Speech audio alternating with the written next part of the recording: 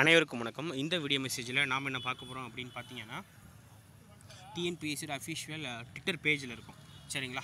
டிஎன்பிஎஸ்சியில் updates தான் பார்க்க போகிறோம்.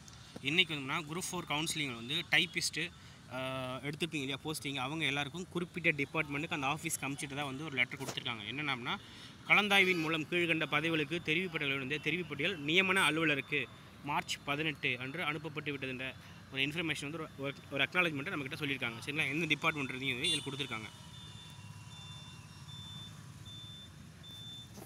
இது வந்து ஒரு அப்டேட். சரிங்களா? இன்றைக்கி டிஎன்பிஎஸ்சியில் கொடுத்த அப்டேட். அடுத்து half yearly examination and language டெஸ்ட்டுக்கான ஒரு நோட்டிஃபிகேஷன் அது இருக்குது ஆல்ரெடி. அதுக்கான ஹால் டிக்கெட் வந்து ரிலீஸ் பண்ணியிருக்காங்க. சரிங்களா? டிஎன்பிஎஸ்சி வெப்சைட்டில் இருக்குது, எடுத்துக்க சொல்லியிருக்காங்க. இது வந்து செகண்ட் அப்டேட்டு. மூணாவது ஒரு அப்டேட் கொடுத்துருக்காங்க. என்னென்னா, குரூப் 4க்கு வந்துன்னா கலந்தாய்வின் மூலம் தெரிவு செய்யப்பட்ட தேர்வர்கள் நியமன ஆணை தொடர்பாக வந்து யாரை வந்து தொடர்பு கொள்ள வேண்டும் அப்படின்னு கேட்டிருக்காங்க.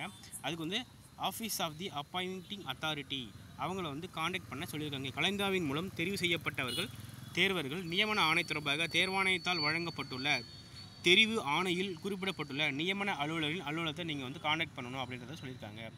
சரிங்களா? அதுக்கப்புறம் வந்து பார்த்திங்க அப்படின்னா, இது வந்து இன்னொன்று நேத்திய அப்டேட் ஒன்று கொடுத்துருக்காங்க. இது சேம் அதே தான். சரிங்களா? மற்றபடி எல்லாமே உங்களுக்கு சொல்லியாச்சு. கீழே இருக்க வாட்ஸ்அப் குரூப்லேயும் டெலிகிராம் குரூப்லேயும் ஜாயின் பண்ணிக்கோங்க. TNPSC group 4, group 2, group 1 test series போயிட்டுருக்கு. யூட்டிலைஸ் பண்ணிக்கோங்க. சரிங்களா? நன்றி.